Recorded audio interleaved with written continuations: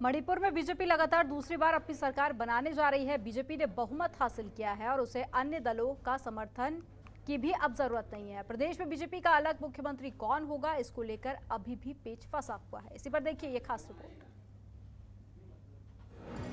मणिपुर में बीजेपी के अगले मुख्यमंत्री पर फंसा पेच। सीएम पद को लेकर बीजेपी में खींचतान। एन बीरेन सिंह के विरोध के चलते नहीं हो पा रहा फैसला।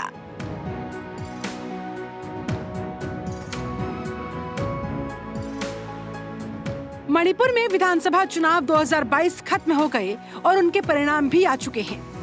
प्रदेश में सत्ता पर काबिज भारतीय जनता पार्टी ने इस बार चुनाव में शानदार प्रदर्शन करते हुए बड़ी जीत दर्ज की है। बीजेपी ने 60 में से 32 सीटें जीतकर बहुमत हासिल कर लिया, लेकिन एक मुद्दे पर पेच फंसा हुआ है और वो मुद्दा है मणिपुर का अगला मुख्यमंत्री कौन बनेगा। मणिपुर विधानसभा चुनाव 2022 के लिए भारतीय जनता पार्टी ने आधिकारिक तौर पर किसी का चेहरा घोषित नहीं किया था। बीजेपी सूत्रों की माने तो मणिपुर में मुख्यमंत्री पद को लेकर पार्टी के अंदर खींचतान है, इसीलिए चुनाव से पहले किसी को भी आधिकारिक तौर पर सीएम फेस नामित नहीं किया गया था। एन बीरेन सिंह ने मुख्यमंत्री के रूप में मणिपुर में 5 साल तक सरकार का नेतृत्व किया है, लेकिन पार्टी के अंदर उन्हें चुनौती मिल रही है। थोंगाम बिस्वजीत सिंह मुख्यमंत्री पद के प्रबल दावेदार बनकर उभरे हैं। उन्होंने एन बीरेन सिंह से पहले बीजेपी ज्वाइन की थी। बीजेपी सूत्रों के मुताबिक थोंगाम सिंह को 2017 में लगा था कि वरिष्ठ होने के नाते उन्हें मणिपुर का मुख्यमंत्री बनाया जाएगा, लेकिन बीजेपी के केंद्रीय नेतृत्व ने एन बीरेन सिंह को मुख्यमंत्री पद के लिए चुन लिया, जिसके बाद इस फैसले से थोंगाम बिस्वजीत सिंह नाराज बताए जा रहे थे और डैमेज कंट्रोल करने के लिए थोंगाम को मणिपुर सरकार में अहम मंत्रालयों का प्रभार सौंप दिया गया। दरअसल पार्टी का एक बड़ा तबका ये मानता है कि मणिपुर में ये जीत मुख्यमंत्री एन बीरेन सिंह के कारण नहीं, बल्कि केंद्रीय नेतृत्व, खास तौर पर प्रधानमंत्री नरेंद्र मोदी के चेहरे पर मिली है।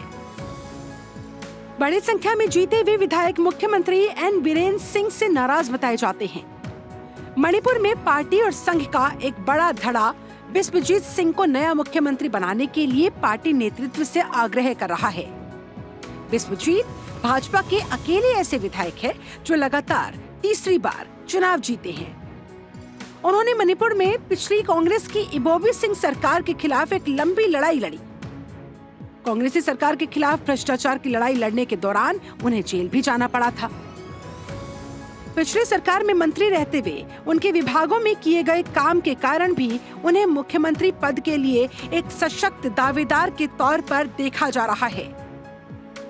मणिपुर बीजेपी में आपसी खींचतान और मुख्यमंत्री एन बीरेन सिंह के खिलाफ विरोध के कारण ही चुनाव नतीजों के एक हफ्ते बाद तक मणिपुर में नए मुख्यमंत्री को लेकर या सरकार गठन को लेकर कोई तस्वीर साफ होती हुई दिखाई नहीं दे रही। ऐसे में अब उम्मीद है कि बीजेपी हाईकमान मणिपुर में मुख्यमंत्री को लेकर जल्द ही कोई फैसला लेगा। केंद्रीय मंत्री निर्मला सीतारमण और किरण रिजिजू को मणिपुर के लिए पर्यवेक्षक नियुक्त किया गया है। ऐसे में सभी की निगाहें अब पर्यवेक्षकों के मणिपुर दौरे पर टिकी है, जहां नए विधायकों संग चर्चा करने के बाद मुख्यमंत्री को लेकर फैसला लिया जाएगा और इस तरह से प्रदेश में बीजेपी सरकार के गठन का रास्ता साफ हो जाएगा। Bureau report, Jantantra TV.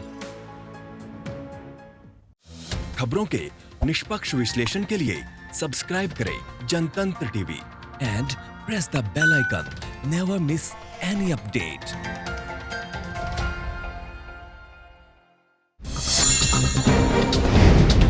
Download कीजिए जनतंत्र टीवी ऐप को, जो कि अवेलेबल है गूगल प्ले और ऐप स्टोर पर। अधिक जानकारी के लिए अभी डाउनलोड करें।